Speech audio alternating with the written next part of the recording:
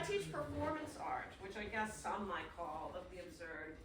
And, you know, those actions that you're trying to kind of escape narrative or escape commodification. There's nothing to buy. It's an event. But I kind of stopped teaching performance art, and I've renamed the class. I do some of the exercises in a different class because my own bias towards narrative or things adding up is so strong that I was just like constantly pressing the student. You know, it was just so natural in me. You're in the theater, you are, it's a cliche, it's such a cliche, but you are telling a story. We've come to hear a story, and so we'll find one. even if it, no matter how hard the artists are trying to like subvert that, you kind of just want to stitch it together. That's what our brains sort of want to do. I think that's what we sort of naturally do. As a teacher, how do you encourage your students to find that thread of narrative when it perhaps is not like so concrete and text? Well, in that case, I wasn't trying. I mean, I guess the main thing I'm teaching my students to do, and all my classes have performance in them, and mostly adaptation or performance of poetry. I don't really teach like plays per se, but making performance. I don't teach plays that already exist, is what I'm trying to say. I think I'm always you know, you have to wake up all your senses to be observant, to not take anything for granted that you're seeing. No choice, no phrase. Look for the pattern of what seems to be echoing something else, and you just kind of naturally start to add things up. But the first thing I do for students, and Kaysen can tell you this from one class. Oh no, you can't. You can't. Sorry, this is with me.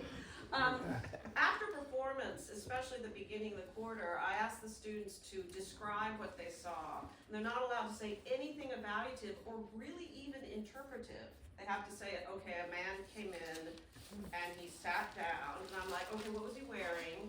What did his manner seem to be? Was he happy? And I also, if they can't find anything to say, I asked them to posit the opposite. Well, was he really angry? Was he really active? No, he was calm and he seemed sad. Do you know what I mean?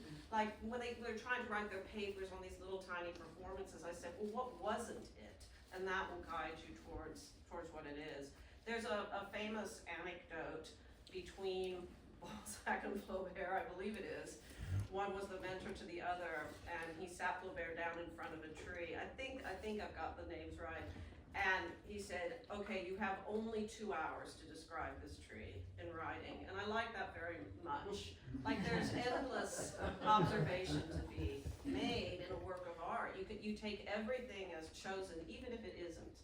You know, there's something's choosing. I believe it's the unconscious, but you know, something's happening. And even accident, like when we perform outside and things happen around, all of that gets roped into the narrative.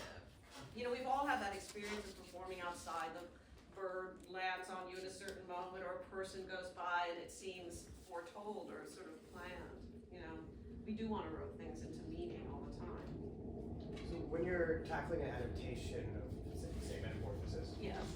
What exactly do you look for in terms of observation in the text in order to adapt it to a contemporary audience and find your meaning in this play? You know, so Metamorphoses is like a collection of different stories from Ovid's Metamorphoses, which is in turn a collection. He was Roman, but of primarily Greek myths, which for him were already a couple centuries, you know, before his own time or more. And you know, I'm always just looking for like, what is the, you know, like if it's going to be a romantic tale, what is the most romantic? If it's going to be funny, what's the funniest? If it's going to be really sorrowful, what's the most sorrowful? And I also go for what I have an idea how to stage. You know, just something comes into my head as I'm reading. Like I know how to do that. I know the visual analog for what I'm reading, or a sort of symbolic or poetic way of doing it. And I don't know if you know this, but you know, I don't write any scripts in advance. I only write them once I'm in rehearsal. But I don't have the actors improvise and then go home and write it down. I'm writing every night. I'm like a day ahead of them, not a day behind them. But that means I'm often inspired, like what I'm going to bring in by who's in my cast. And if someone's very funny, or someone is like I want to exploit that. And other aspects of it have to follow the conventional pattern of, design is happening in advance and other things are happening in advance, but I am kind of making the script night by night. I've done every single show I've ever done that way except one a really long time ago, which I had to write in advance. Yeah. Does it ever stress you out? It is beyond stressful, but as I get older, the stress is no longer like, will I make it, will we get there, will it be okay? That's still pretty intense, but that's not the concern. It's the physical stamina of it, because I come home, I battle traffic on Lakeshore if I'm rehearsing downtown, and then like I eat and walk the dog, and then I have to write a few pages. And I'm just like, and just as I get older, it's just harder and harder. And I used to do all of my writing between either 2 and 5 in the morning or 3 and 6. I would just go to bed at like 8 because I was so wiped from rehearsal, and then I would just naturally wake up. And that's, I think, why it often has a kind of dreamy, a sort of a freedom to it. It's because I'm like, I'm sort of half conscious. And it's not as like absurd as it sounds, that method, because I'm not just making up the stories. There's a text I'm drawing from. I know that text. I know its beginning, middle, and end. I kind of know where I'm going. There's that, usually masterpiece that I'm drawing from, and I have that at my back, I feel like. So, I know the story is fantastic. I'm just trying to figure out how to put it on stage bit by bit. Have you ever had an experience with an actor that you've cast where you're coming into the rehearsal thinking it's going to go one way, Yes. and they give you something, you go, oh, take it this way? Million %. I have to do my sort of best guess when I'm casting. I write some scenes for auditions, which always end up being the problem at the scenes when we get to them, because they're overwritten and not during the organic process. But I was convinced, I'll be convinced, this person's gonna be really good at this one part of this story. And often I'm choosing from something much, much faster than you can do in an evening, like all of Greek myth or all of fairy tales, or, I did this show, Journey to the West, which is 3,000 pages in its original, it's 100 chapters, and that's actually where this story comes from. I cast someone was like, oh, she's gonna be so good to do this thing, and just as rehearsal went on, I had never spoken to her about that. Like, they get one part they're gonna do, or like if I'm doing the Odyssey, I know my Odysseus and Penelope and Telemachus, and and then it's like soldier and or whatever, but or sailor and but as it went on, I was like, this isn't gonna work. And so an episode I thought for sure I was gonna do, I did not do. And on the other hand, I've definitely seen that someone. I pick up on things just even watching them in the corridors outside of rehearsal that's interesting, something they can do, and I cut it around to fit that thing. Yeah. Interesting. Yeah. So Greek and Roman theater has a reputation of being like almost predominantly oratory theater, but you have a history of producing these works at Looking Glass Theater, which is known around Chicago for circus theater and physical theater. How did you find a blend of the original oratory text with this style of physicality? I've never in my life directed a Greek play. That's not right. I did Trojan Women, so right away I'm revising that. I did do a Trojan Women on the eve of our country was the first Gulf War, actually. I switched to Trojan Women. But other than that, I've never done something written as a play from the ancient world. I've done these great oral epics like the myths and the Argonautica, Jason and the Argonauts, or the Odyssey. So that wasn't a problem.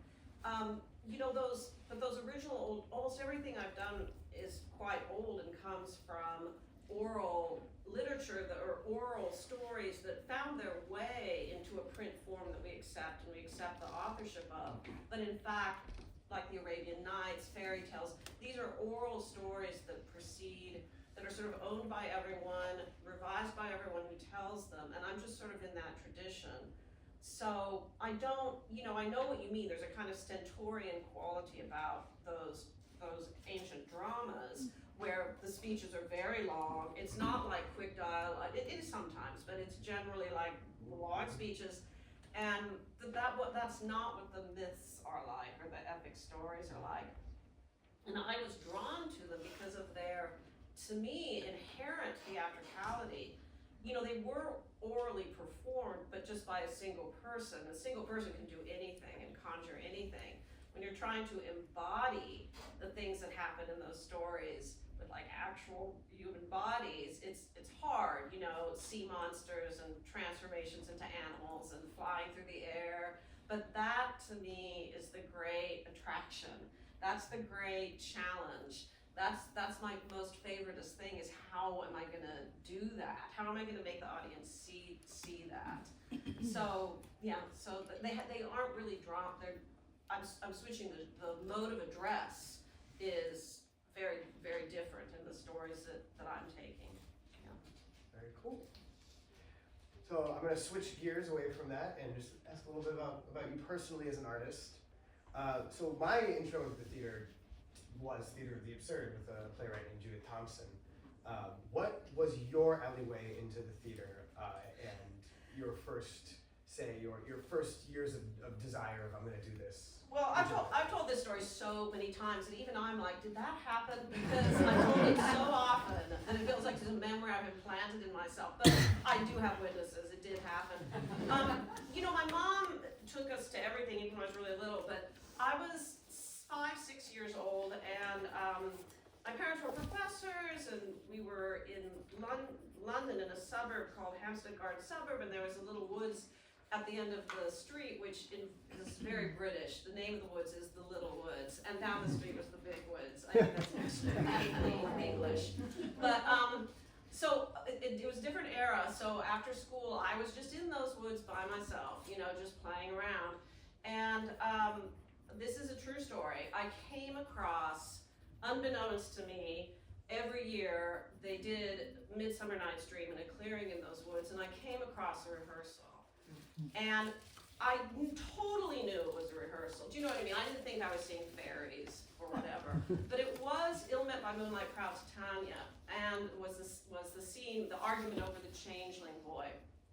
And the two actors, and they're just in their regular clothes and all, but they had their scene, and then Oberon took off with his fairy retinue, and they were running in these circles, and some music, I think there's literally like a gramophone. Some music came on, and they were running in their circles, and then the guy playing Oberon went, he started to say, how many times do we go around? And everyone just started laughing and laughing, like almost sort of falling on the ground laughing. And I had just never seen adults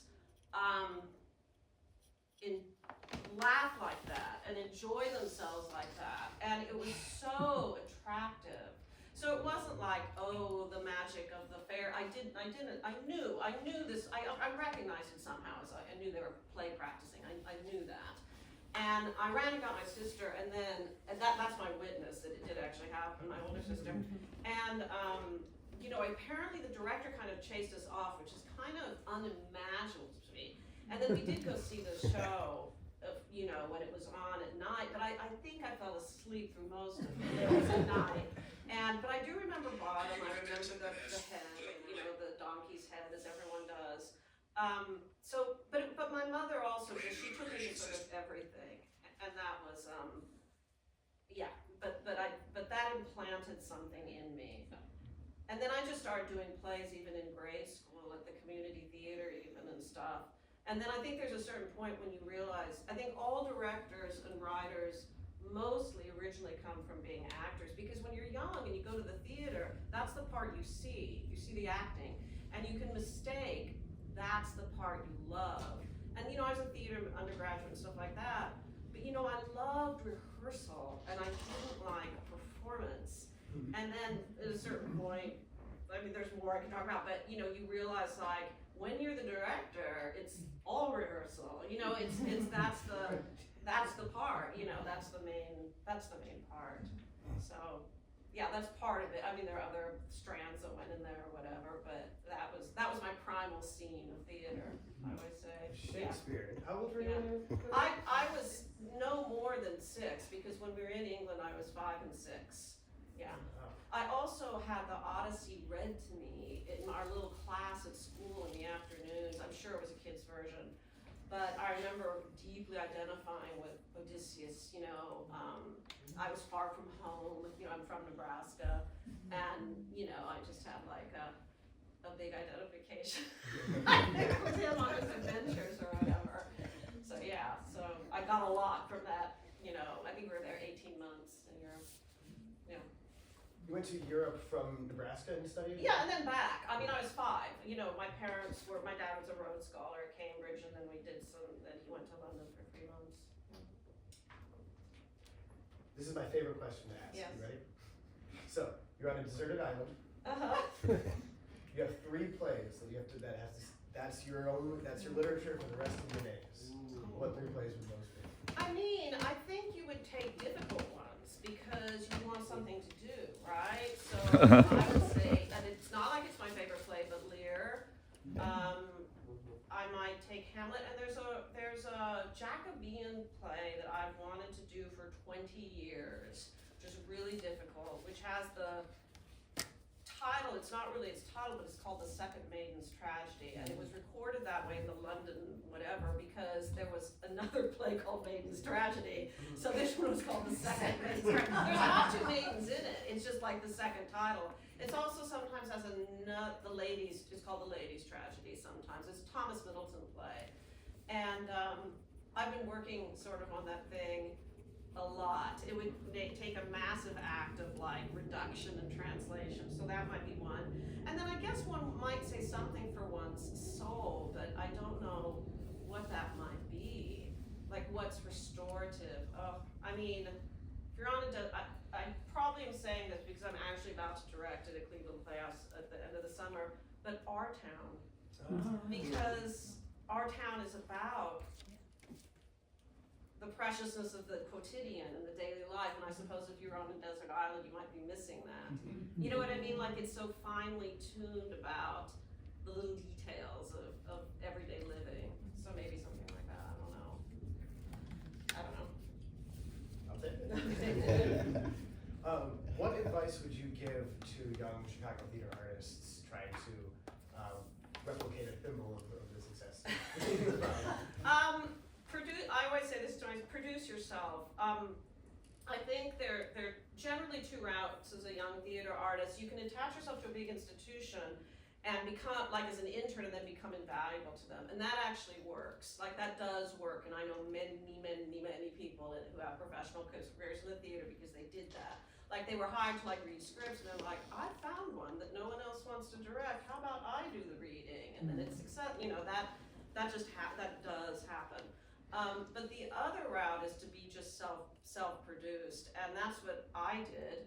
I rented a space that doesn't exist anymore on South 16th Street, the Looking Glass Theater in its very first formative moment had rented, and I sort of sub-rented it from them, and I did a piece called The Notebooks of Leonardo da Vinci, which and then since has been done at the Goodman and been revived twice at the Goodman and gone around the country a lot, but it was a very primitive form, which I used my students in. I was a graduate student, you know, TAing, I used my students, I did literally everything.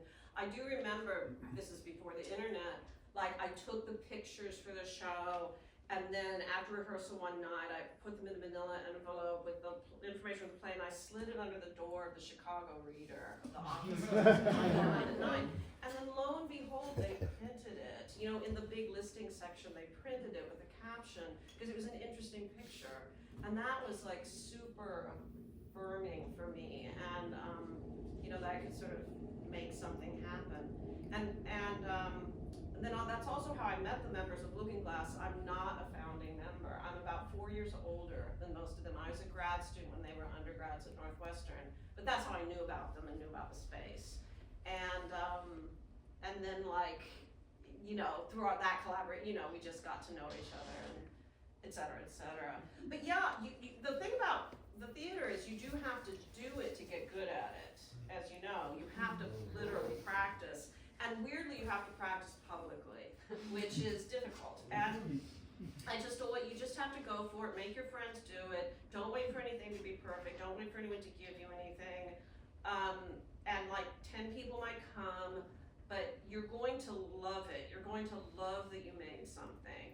And you're going to have succeeded because what you were trying to do was to make something, and you did. So whether it was like a big success in the world or whatever, you know, you're just gaining so much by doing it. So I'm all for the like, be with your friends, find a space, this beautiful space that has served the community for so long. The Chopin Theater, Looking Glass did a show here a trillion years ago. You know, it's such an amazing space. You can rent it. Do you know what I mean? You just find a little place, you make your friends do it, and that's just bit by bit by bit.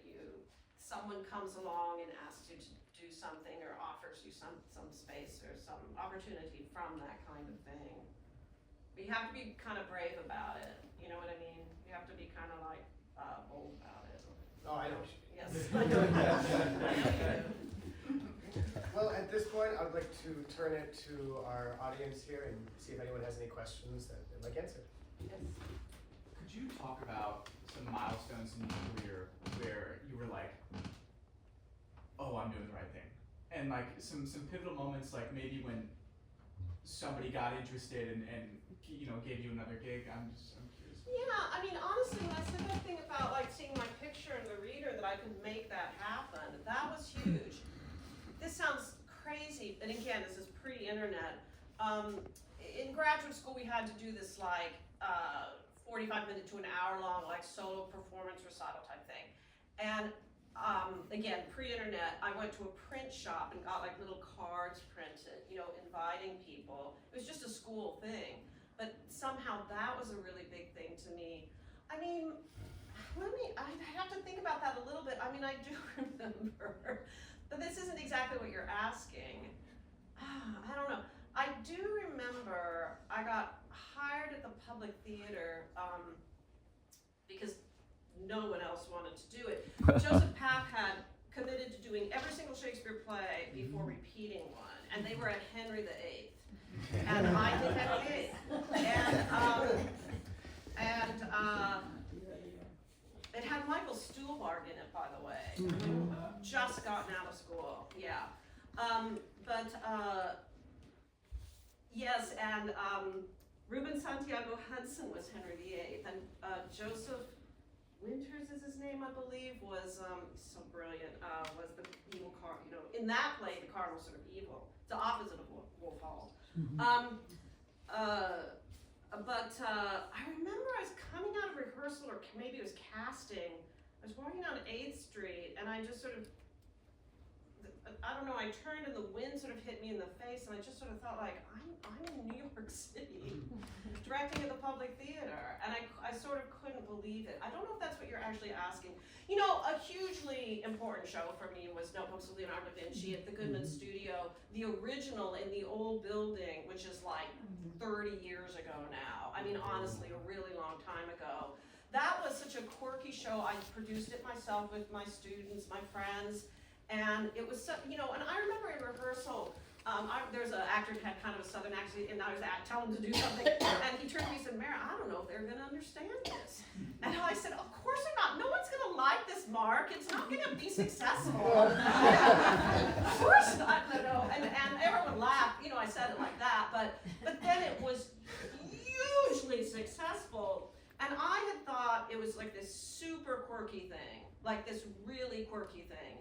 And this was before, like, Bill Gates bought one of the codexes and it traveled around. And I didn't even know Leonardo had 5,000 loose pages of notebook. You know, I didn't know that. I found out I was doing this other little show I was making up, and I wanted some text about sight. And I remembered seeing Kenneth Clark's, this show called Civilization. And I remember these drawings that were Leonardo's about the eye and perspective. So I went to the Northwestern Library, looked it up, and there was an entire shelf of his writing. And I think at the time, I'm sure other people knew, but to me it was like, that's the last thing I know Leonardo about is like as a writer. And we knew he wrote backwards, but you know that there was 5,000 pages of it. So one thing led to another, but yeah, Leonardo was a really important show for me because I thought I was being super particular, and it turned out to have very broad appeal, you know. So that was a big one. And Metamorphoses, you know, that's the most important show for me because you know, it went to New York, it got the imprimatur of having been on Broadway, and so it sort of disseminated throughout, you know, our tiny culture, which is the, you know, not-for-profit American theater. And so that was a big one too, I think. Yeah. On the converse, have you ever had a moment where like, I'm never gonna work in this town again, Oh. what have I done? Regular. I mean, I probably thought that about Leonardo.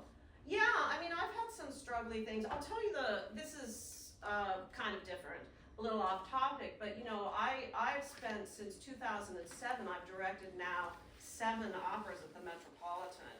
And I mean, there's nothing as difficult or frightening or I can't even describe what the pressure of that building is. Like, it's so unbelievable what the pressure in that building is.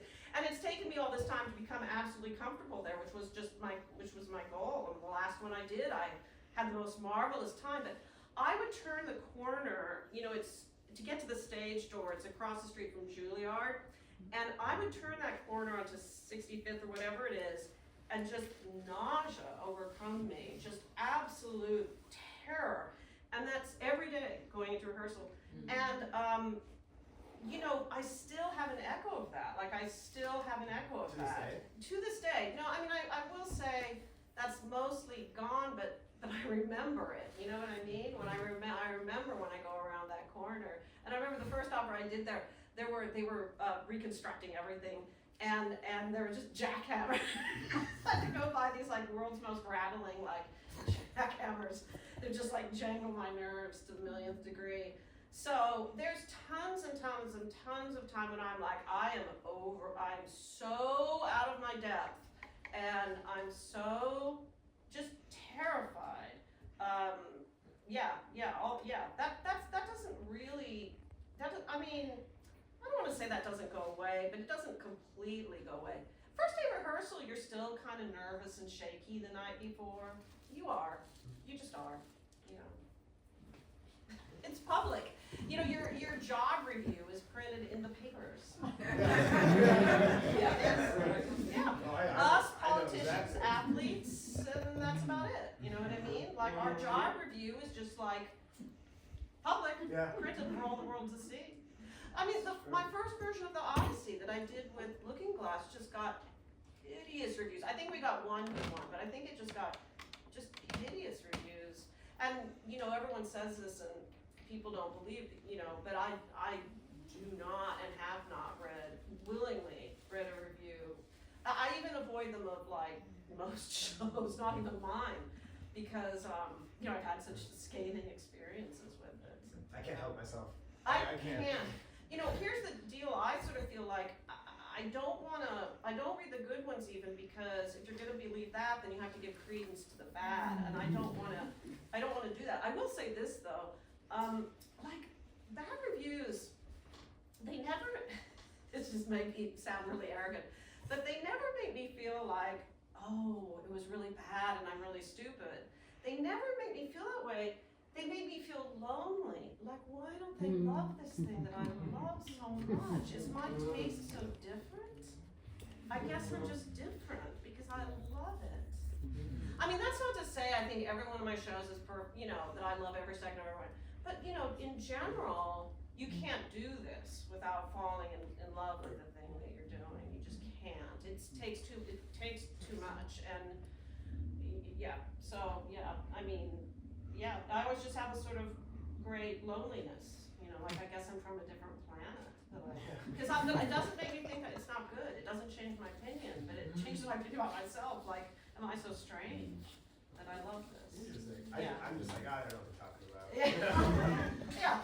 Well, now it's everyone in the cap, right? Because it's not just the papers, it's all over the internet forever.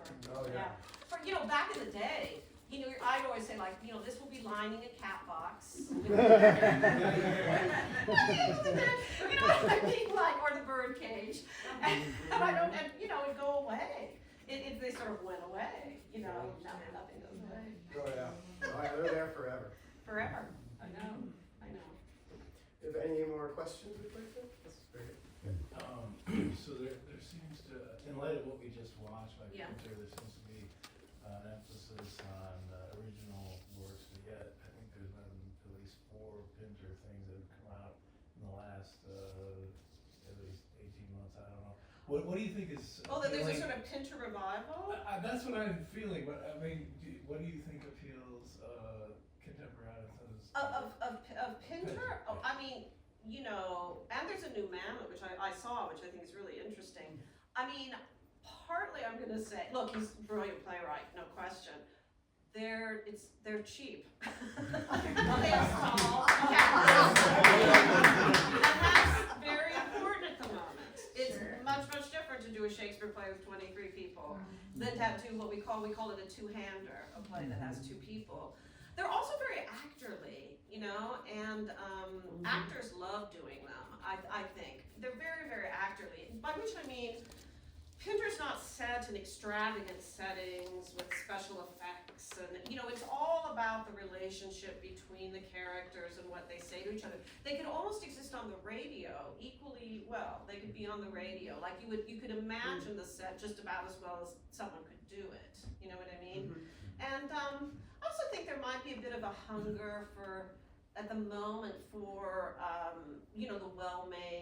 the well-made show, or the return to they're contemporary classics, but still modern classics, maybe. Yeah. I'm excited that you're doing a Havel. I teach Havel plays, and they're so strange and interesting, and he's such an important figure, becoming, the president of the liberated Czech Republic, and he was a playwright. It's just amazing. Yeah. This is, I think, my first interaction with his work. I'm not working on that show personally, but obviously being part of the festival. Yeah. And they're generally just kind of absurd. They're absurd and comic and satirical. The politics in them is very deep, because you had to get past not super bright, but past the censors. Yeah. But so they're farcical often, but my students are like expecting it to be, because he was such a brilliant dissident and wrote some very famous essays, political essays, but they're really farcical. Yeah, they're actually great. They're great. There's one I've always wanted to direct, actually. I think it might be called The Interview, but I'm not positive. By Pinter? No, by Havel. By Havel. It's in a beer factory between the boss and Havel has a kind of doppelganger in his plays called. Is he called Václav, or no? He has a different name, but it's he's a playwright. He's like a impoverished playwright who he was. The Soviets did not like him at all, and so he could no longer really publish or work in his profession, and he had to work in a beer factory for a number of years. Yeah, from that experience. The Soviets didn't like anyone. No. We have more questions over here. We'll go you and then. Okay. You first. I just wanted to kind of go back to your story about seeing adults kind of playing in the woods and having that spark something in you.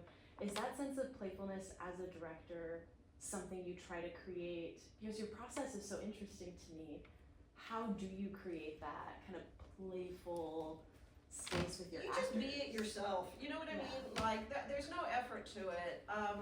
Partly the method, my method is like that. We have to be very collaborative, and we have to try things that aren't going to maybe work, and I have to make use of every person. Every person is really vital to tell these big giant stories.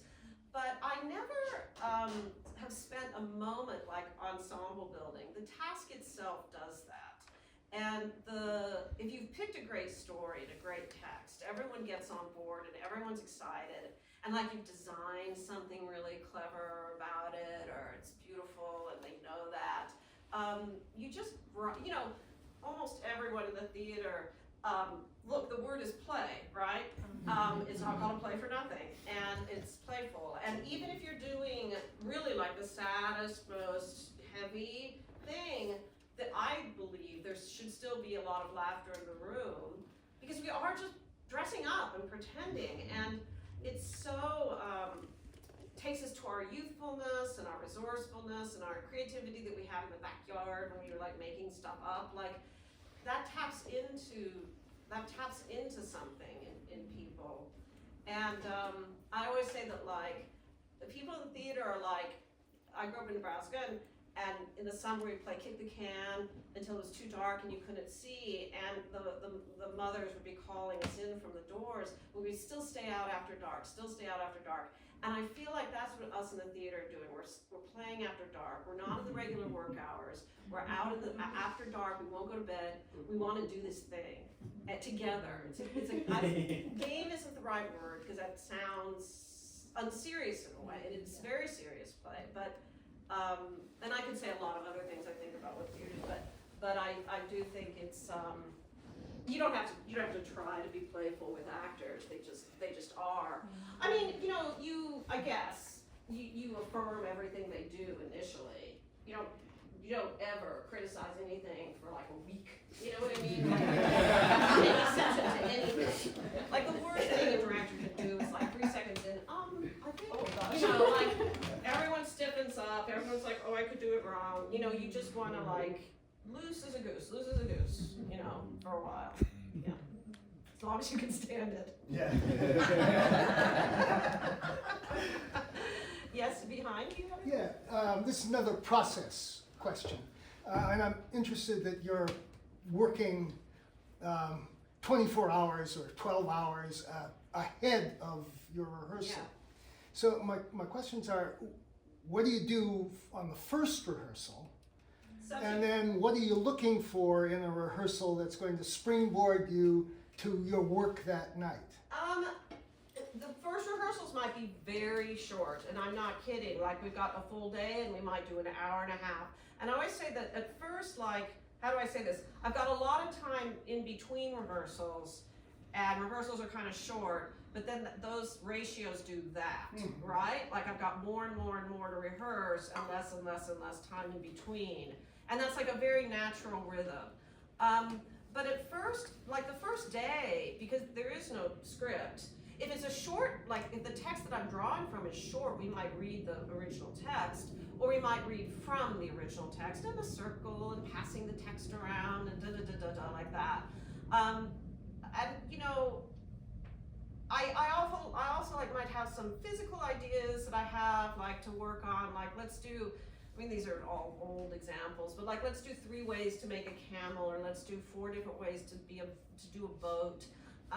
And all of that is just sort of up on our feet, but there's no read through, do you know what I mean? Which is the normal thing. There's no table work. In fact, so every day I come in with my little pages and I hand them to them and like we read through them, and then I go, okay, I think that you're coming on from, like I just go. And I remember once I just handed it to them and I said, okay, I think you're, and someone said, could we read it first? We didn't even read it first.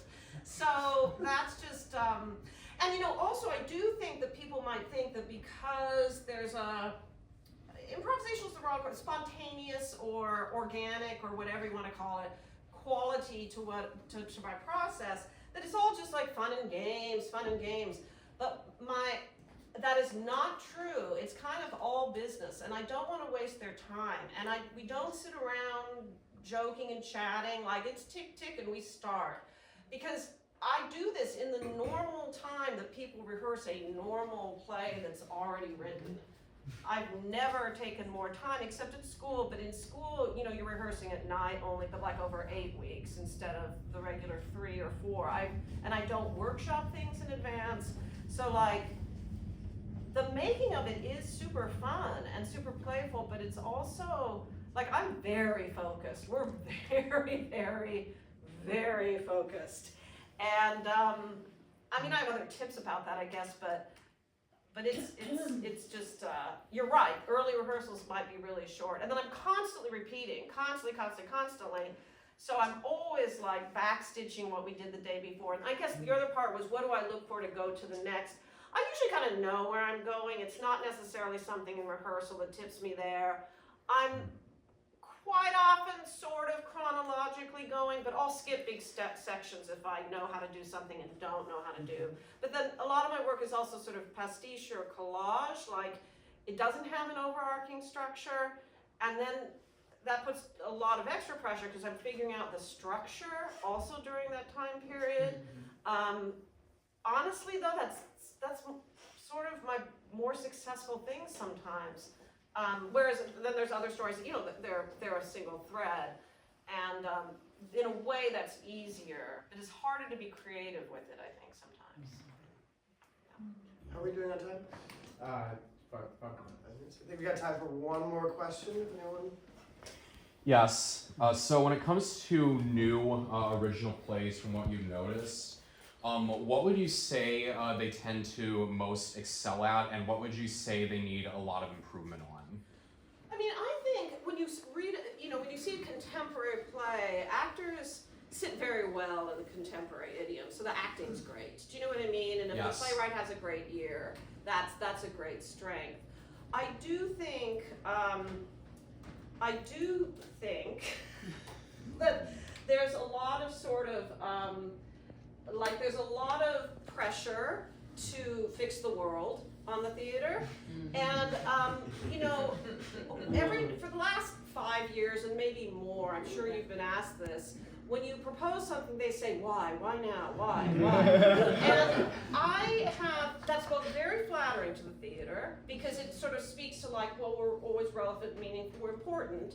But there's also, there is no other form of entertainment or representation or human activity that someone says, why now? You know, why now Dallas Cowboys versus the Rams? You know, why now Mission Impossible 3? Why now Lawler's Ninth? You know, why? What? You know, like we have to justify ourselves somehow. Like we must be saving the world, you know? Like the idea of beauty, or the fact that like the act of theater is such an intense observation of the world and such a loving one, even if it's the most cynical play on earth, the act of having to recreate the world requires a level of attentiveness and observation of that world, that is nothing but an act of love, and I would actually argue a spiritual practice. And so to me, the why is always the same. Whether it's Dames at Sea, King Lear, the most contemporary social political story in the world, like what we're really doing is coming together, quieting ourselves in the audience to have this communal experience that's going to take us somewhere, even if that somewhere is just outside of ourselves for a couple of hours, and a display of virtuosity. Like, look how good human beings can sing. Look how good they can dance. That always uplifts us. That always does. And acting is the art that hides itself. Like, you shouldn't be going like, look how good they're acting. Only afterwards you go like, that was acting, and I was completely in it. And so you have a kind of retroactive, you know. So I guess I would say that, I think for a little while, and I don't take this like as some big serious thing, but that the idea of beauty became somehow, that's just frivolous and we don't need that in these dark times, or it's not political enough. I actually just think like any act of art is sort of subversive because it's not profitable. It's not profitable in a material thing. There's not a material exchange. There's a spiritual one.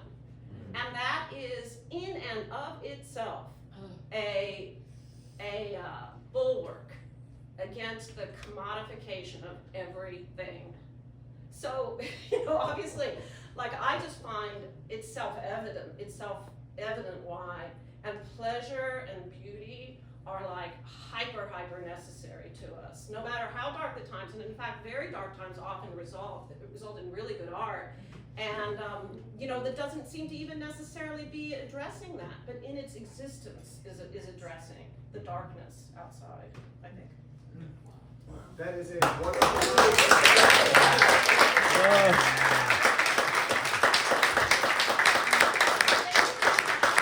Thank you for coming to the theater on such a beautiful day, and on Mother's Day as well. Appreciate it. After a brief intermission.